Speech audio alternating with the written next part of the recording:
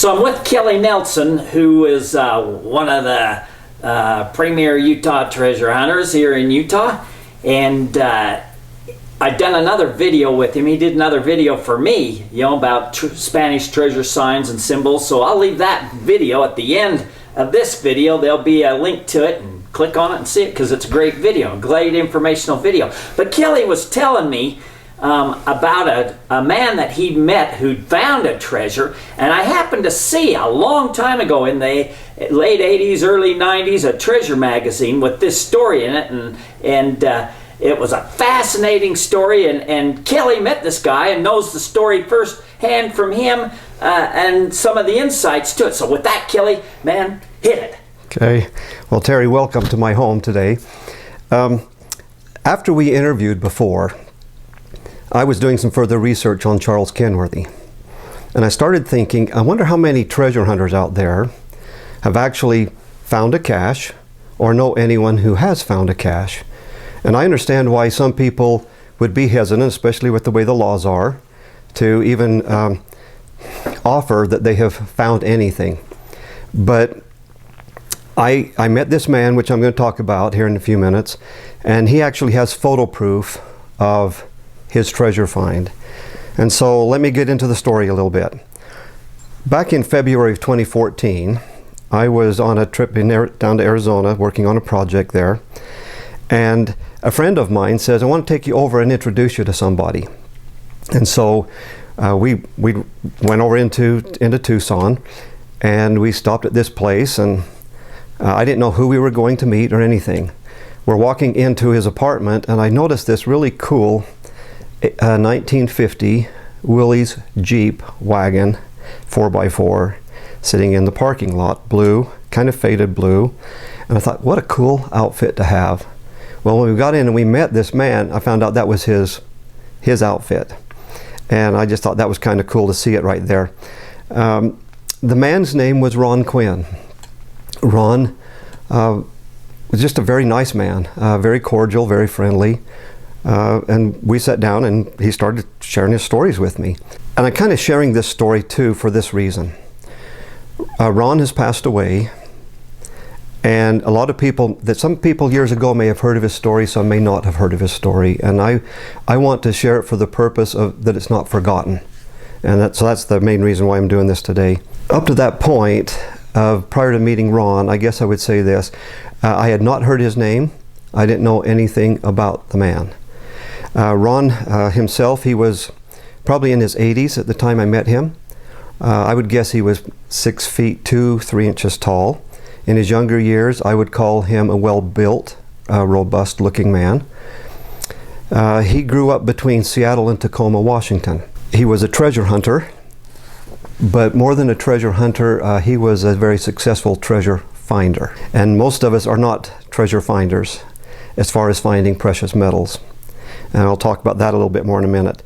But Ron, with his brother and two good friends, back in 1956, set out on a 2-year excursion of a treasure hunt in Arizona to see what they could find. He said during those 2 years away from home, and of course his parents were worried about them, you know, taking off for 2 years and going out into the deserts. But he said they had some wonderful experiences. They met some very colorful, as he described, colorful characters. I would imagine, yeah. And he saw a lot of things. But he said that even though they eventually located a cache, he said the real treasure to him was being with his brother and his two good friends. That was the real treasure. That's where his memories really are, was in the relationship, not in the gold that was found. Man, and I agree with that 100%. And I fully agree with that too. My experiences, following Spanish and Jesuit trails over the years, I mean, I've followed these into areas that have led into mines, some intact, some collapsed. I've followed them into cache sites and into vault areas. And we've had a lot of fun doing that. But what I have found the most valuable is spending time with my brothers, family members, and good friends out doing it. So I fully agree with what Ron said as well. Now, many years later, Ron and his group they did find a medium-sized treasure south of Tucson, Arizona, consisting of 82 pounds of gold bullion. Prior to this, and maybe in between when they were there in 56 and when they found this, they found it in 1983, Ron's career was focused in the motion picture industry, where he's produced some movies, and he was involved in mask making and a variety of different things with the movie industry. I want to go in, before I talk about Ron's story, I want to talk a little bit about Arizona's early history with the Spanish. We know that the Catholic Church built some beautiful missions in Arizona. Oh yeah, yeah, they did. And those missions were built near highly mineralized areas. During that time, there were also many Indian uprisings. There is one that's probably the most recognized Indian uprising, called the Pima Rebellion, that was in 1715. And a lot of the Padres, they suspected that there was a rebellion coming. And so they took time to hide a lot of their wealth in old mines, in the hillsides around the area. Some had to hastily hide it. Others had a little bit more time to do it, but they were suspecting something, and so these things were hidden. Well, when the revolt started to happen, some of the priests were able to get away out of the area. A lot of them didn't. Some were killed, some just died. And with them, when that happened, their secrets went with them. And so, over the years, the Indians didn't really care about the precious metals, the gold type stuff. They didn't really care. It belonged to Mother Earth, and that's where it was to be. And so these stories of mines and cache sites gradually began to fade away. And then over time, legends started happening about something. Maybe there's some rumors that started. Spanish documents were located, some Spanish maps were found, which started to cause a lot of curiosity between people down in Arizona. And it wasn't just in Arizona. This thing spread out clear up here into the Intermountain West, the whole southwestern part of the United States, down to Mexico, that the Spaniards were up to something that was going on. And there's other evidences that I mentioned in our other interview about a year ago, that the Jesuits were heavily involved with some stuff as well. But as modern treasure hunters have started hearing these stories, they start pursuing it and trying to figure out the answers to this stuff. And I said before, and I'll just reiterate it again, that I am very, very grateful for those treasure hunters and historians that have taken time to tell their stories, to document what they've learned. I may not always agree with it. They may not always agree with me, but I still appreciate what they've done, because it's helped me be able to learn this stuff and to question myself, and not just get stuck on my particular opinions, because I may have a bias in a particular thing, and I don't want that to impede upon my ability to figure things out. And so I want them to know that I really do appreciate the search that they've done. Now, let me go back here to this 1983. Again, Ron and his group, they were searching south of Tucson, Arizona, and they came across some strange markings. And I'm going to read these and kind of explain them here.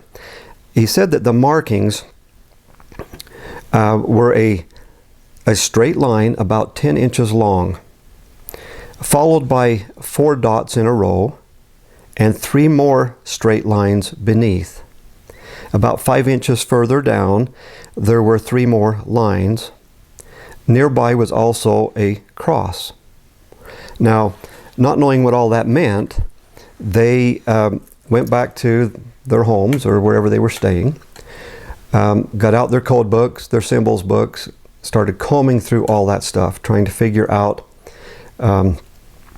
what this all means. And they really were basically at a loss. They decided to go back and do a 200-yard radius around the carvings and just search for anything that was odd. Considerable time, nothing. They just found nothing. Ron said he was perplexed because he had seen things like this before. And if I'm remembering correctly, I think he told me that he was down in Central America doing something to do with the movies. And he started thinking about that. And what he came to realize is, wait, these are Mayan numbers. And once he realized they were Mayan numbers, he was able to put the numbers on them. They were a 5, a 19, and a 15. They went back to the place. They laid out a big grid system, started metal detecting. Nothing. Just nothing. They had return trips. They would go back in and they would try to go through each point of the grid, trying to find, what is being referred to here. Again, there was nothing. One day while they were out there working the grid, they were east of the cross, and all of a sudden the metal detector started to sing. Well, they quickly grabbed some shovels, started to dig. Less than 2 feet down, they unearthed 27 pounds of gold, a little 2 by 2 inch squares, just little square, I don't know if you'd call them a bar, but little 2-inch squares of gold. So they were square. Yeah, they were square in shape. Interesting, because I had a native tell me that they uncovered, they called them dice. And so they had to have been square too, because that's interesting. That's interesting. Yeah. Well, Ron said, as you can imagine, we were not excited at all. Mm-hmm. He says they were so excited. He says they jumped up and down, they hooted and hollered and just celebrated. I mean, what a find. But now what? Of course, wouldn't it be cool for anybody to be able to find something like that? I mean, what would you do if you put yourself in his shoes and all of a sudden you unearth this that hasn't been seen the light of day for hundreds of years? Anyway, they continued trying to figure it out, kind of working off of a hunch. He started thinking, I wonder if the numbers could be 5 times 19 plus 15, equaling 110. So they went back out and measured west of the cross, 110 feet, allowing 15 feet on each side of the cross, and started metal detecting. 110 feet out from the cross, just as he was wondering, bingo, another metal hit. And as they continued to go through the area, they began to realize that this thing is laid out in a cross design. As they realized that and went to the various points of the cross, this is what they encountered. Site 1, 27 pounds of gold. Site 2, 16 pounds of gold. Site 3, 10 pounds of gold. Site 4, nothing. Site 5, nothing. Site 6, 19 pounds of gold. Site 7, nothing. Site 8, 10 pounds of gold. Now, this obviously started a lot of questions in their mind. And they started asking themselves questions like this. Why did some sites in the design have gold and others didn't? As they started thinking about it, they kind of came to the conclusion, it may have been to throw people off, using a measurement of the cross design laid out on the ground so that if an intruder found one site, they might think that's all there was and leave without knowing that there's something else. That was one of their thoughts. Another thought was, maybe it was just somebody's personal gold bank and they had made a few withdrawals. Or maybe they didn't have enough and they still had to put some in the ground. But they really didn't know. They continued asking themselves questions. Who buried the gold and when? Why wasn't it ever claimed? Why such an elaborate layout when a simple one may have been effective? How did the person or people concealing the gold know the Mayan number system? And why was it used? Now, before I go on to what they concluded, I want to go back because, why wasn't it ever claimed? Now, I talked about how that some of these padres were killed and their gold deposits were just forgotten to history. And when we interviewed last year I shared some insights about visiting the Charles Kenworthy Pit, where Charles Kenworthy, back in 1974, removed over 1,000 silver bars, and we suspect a few gold bars, and I also suspect, because of an alcove that's in this particular pit, that there was a statue of some kind, even though the articles written about it don't say anything about artifacts. Okay.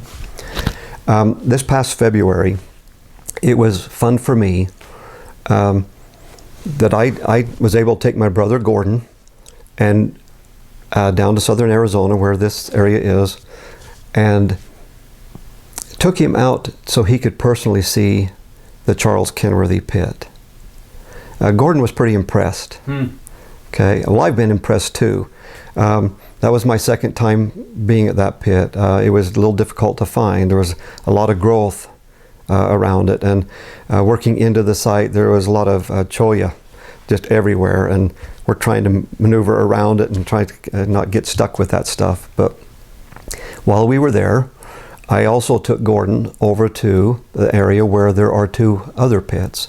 And last time we interviewed, I mentioned that there were several pits that were rumored down to be, Jesuit deposits, or the deposits of the priests, I guess. And a number of them have been found. And of course, I've been to 3. And so I took Gordon in and showed him these other 2. Now, were these pits related to the 1715 revolt? I have no idea.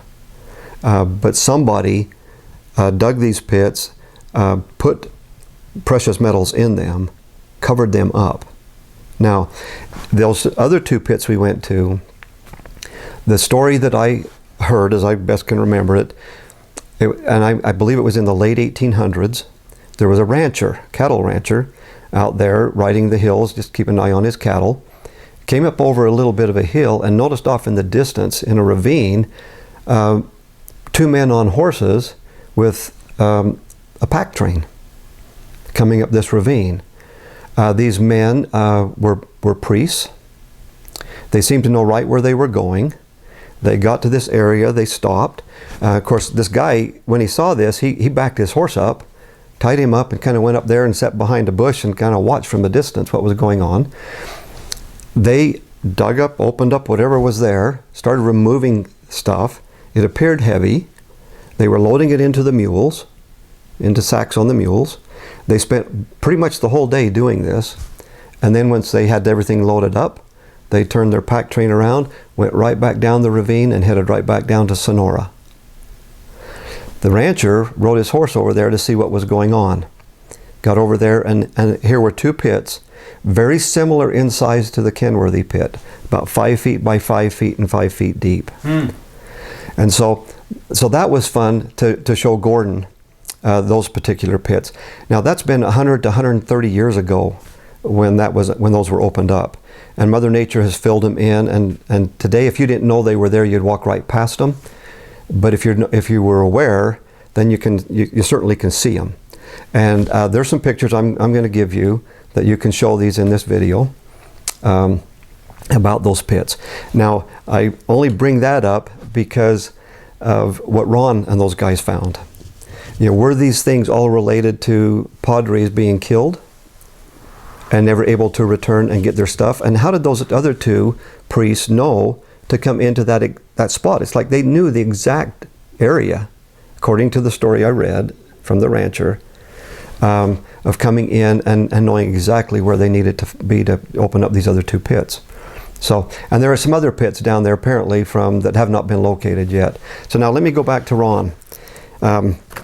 So his group concluded, after all of this discovery, that the gold must have been brought up from Mexico because there were no Spanish mines, past or present, in the area that could have produced that type of gold.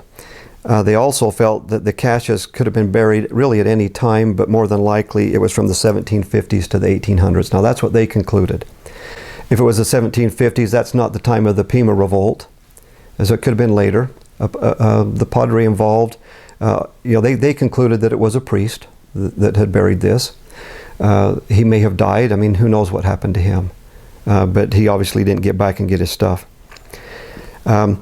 As we were kind of wrapping up the interview, it wasn't an interview, but my visit with Ron,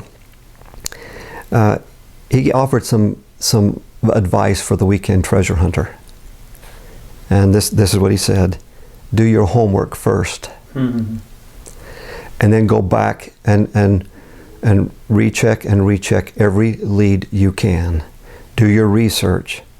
He said 80% of their time was research, 20% was in the field. And so people who are out there, treasure hunting and trying to find stuff, based on the experience of Ron and my personal experience as well, research is where it is at. And that research can be during the winter months when you can't get out and put boots on the ground to walk around and see what's going on. But the research is very, very critical. Now, after they had recovered this 82 pounds of gold, they returned to Portland. They had some contacts up there. I don't know if they were above board contacts or shady contacts. I have no idea. But they were able to sell their gold. They sold it for $410,000. They knew they could get more, but they just wanted to get rid of it and not be burdened with it. Each walked away with $102,000. Modern values of that, as of June 1st of this year, 2022, would equate to $1,807,106.16. And they could have split that then at $451,776.54. So 82 pounds of gold is pretty valuable. I would like to have that little bit of excess, but and sorry to detour you here, but 82 pounds. 82 pounds of gold. You think, man, that sounds like a lot, but gold, that's not that big of a bar. I work in gold mines every now and again, and I've some of the mines that I've worked at, that's what they pour their gold bars at, is 86 pounds, and it's not as big as you'd think it would be, So that's volume wise, it's not that much. Huh. So how big would you describe that? An 82 pound bar? Oh, about the size of smaller than a loaf of bread size. Small loaf of bread. Small loaf of bread, yeah. Huh. Well, later, this story was published in the August 1986 Treasure magazine. And I believe, Terry, you indicated that you had seen that story years ago in a magazine. Yep. And that you were going to go back in and get it or something, and then it was gone. So yeah, I seen it in an old used bookstore. I read it while I was there, and I didn't have money on me to buy it. I mean, it wasn't for very much, but I went back to buy it, and it was gone. Somebody beat me to it. Somebody bought it.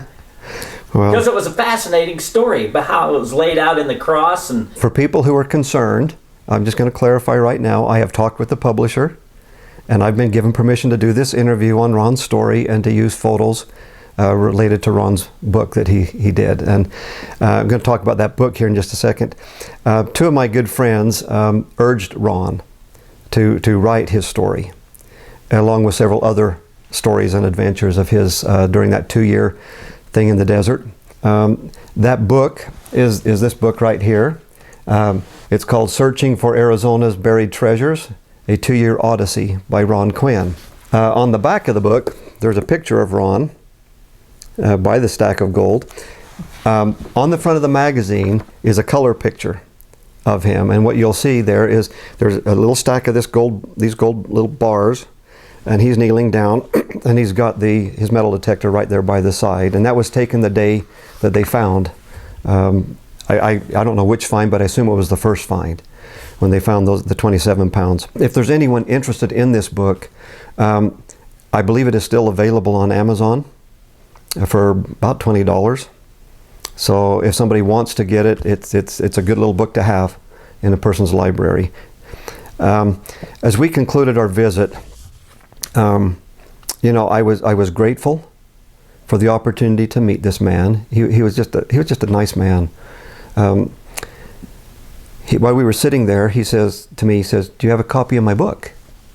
And I says, "No." I didn't even know he had written a book at that time. And he leaned over on his coffee table. He had 2 volumes sitting there. And he says, "These are the last 2 copies I have in my home. And so he opened it up, and so he wrote on here, to Kelly, Ron Quinn. Cool. He handed it to me, and he would not even accept a payment. And you know, I tried to pay him, but no, he just wanted me to have the stories. Ron passed away 2.5 years after I met him. And other than what he told me and what I've read in his book, I really didn't know him any better than that. But I do know this much. Of all the people that I have met and talked to over the years, he was a classy gentleman. Just very, very classy gentleman. So that's the story of Ron Quinn and the treasure find.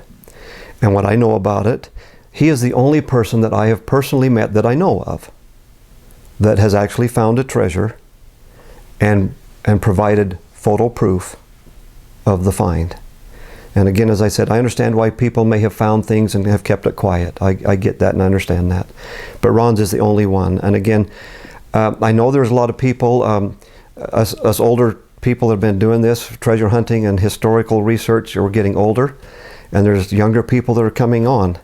And they may never hear these stories again, or even be aware that Ron wrote a book.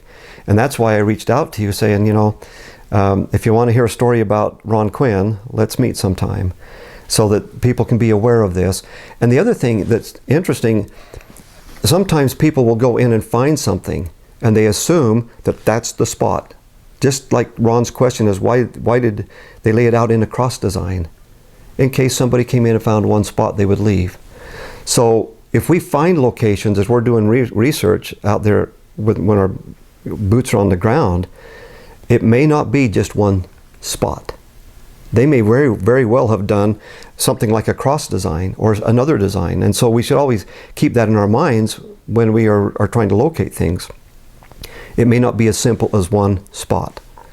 And a lot of people may not understand that, but Ron, through his experience, came to realize that.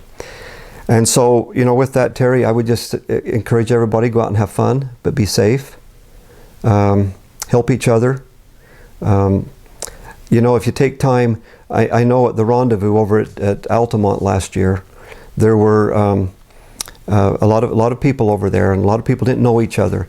But when you take time to stop and talk and get acquainted, you find that treasure hunters are pretty good people. Yes, they're secretive, and they have good reasons to be, but they're good people. And when they trust you, they'll start to open up and talk and share. And well, stop. So I'm glad you brought that up, because that was last year, so we're having another one this year, August 12th and 13th, 2022, at the Altamont City Park in Utah. And man, you ought to come, because there was a lot of great people there, and we're doing a little bit different this year. We're having a picnic in the park where people can meet and greet and hear each other's stories and that, because we didn't have time to meet everybody like I wanted to, so we're doing that on Saturday. But it's going Friday night and Saturday, and there'll be some things going on during the day, and I'll have more videos out of that in the future. So thanks for bringing that. But there's a little plug for the 2022. I call it the Rendezvous, but they call it the Moonlight Gathering in Altamont, Utah. Well, and it's fun. I encourage people to go. I was there last year, and I enjoyed it. We had a good time there. Do you have any questions about Ron Quinn? Any further questions? I do, but so back to the gathering coming up. August 12th and 13th, you're going to be there, so people can come up and ask you questions. You'll talk to them. I'll talk to them. You won't tell them all your secrets, but you'll talk to them. No, and people need to understand. You know, it's interesting from the last video. I mean, I understand people. You know, they make their comments on things, and I get that. Some people, they say, well, you're barely dancing around it. You need to be more forthright and say things and really tell us what we want to hear. And people need to understand that there's a lot of things that I know that I've signed a non-disclosure agreement, and I can't bring up and talk about some things, at least not yet. And as I said before when we interviewed, when the time is right and things open up to where I can, I'm more than happy to share things. And the things that I will share, if I'm ever allowed to do that, will be very, very valuable to people and trying to figure things out. So with that, I'll just end. So I just want to say one other thing, that you kept Connie out of the limelight. You did not want people to know who you was, what you was doing, and I just barely found this out 2 weeks ago, that when this last video that you did for me last year, it was sprung on you. I was told by a good friend of mine, Maria, who married your brother, Gordon, that come on, Kelly, up and meet us at the camp where we're camping at. Kelly's going to do an interview for you, and you didn't know. She just says Terry's coming up to interview you. So we both didn't know. We both thought, and it was kind of sprung on you, and you didn't know if you was even going to do it. Then the last minute you decided to do that because you wanted to stay out of the limelight. And so I appreciate you sharing what knowledge you can share with us, and for this one, and with that said, man. Well, and before you end, let me just say this. My wife and I had been back east last year, and we joined our family camping a little bit late. And so it was on Tuesday evening is when Maria told me that Terry's coming up on Thursday. And I said to my wife, I said, I don't want to do an interview. And I didn't know what to do, so I stewed about it all day on Wednesday. And finally decided, okay, I'll make me some notes and then I'll sit down and talk to Terry. And she says, well, you don't need to. And I said, well, I've been doing this for, at that point, 26 years. It's 27 years now. Maybe it's time I come out of the limelight. I'm not getting any younger, or not come out of the limelight, get into the limelight, come out of the shadows and start sharing what I know, because I know a lot of things and I've seen a lot of things. And I've experienced both the good and the bad with this world of the treasure hunters, and I don't trust all of them. I trust some. I know that we have lost some recently, which is a sad thing, and those stories are gone if they didn't write them down. And that's another reason why I'm coming forward and sharing a few things that I know little by little. So I'm glad that Maria tricked both of us to get an interview out of you. And one more plug for the gathering. You'll meet some great people at the Treasure Hunters Rendezvous that you won't get to hear their stories any other way. One-on-one or in a small group, you'll get to hear the stories. Other than that, man, people are tight-lipped and rightfully so. You won't hear these stories, and it's just a great place to meet and greet and have fun. And with that, Kelly, man, I appreciate you, and with that said, that's a wrap.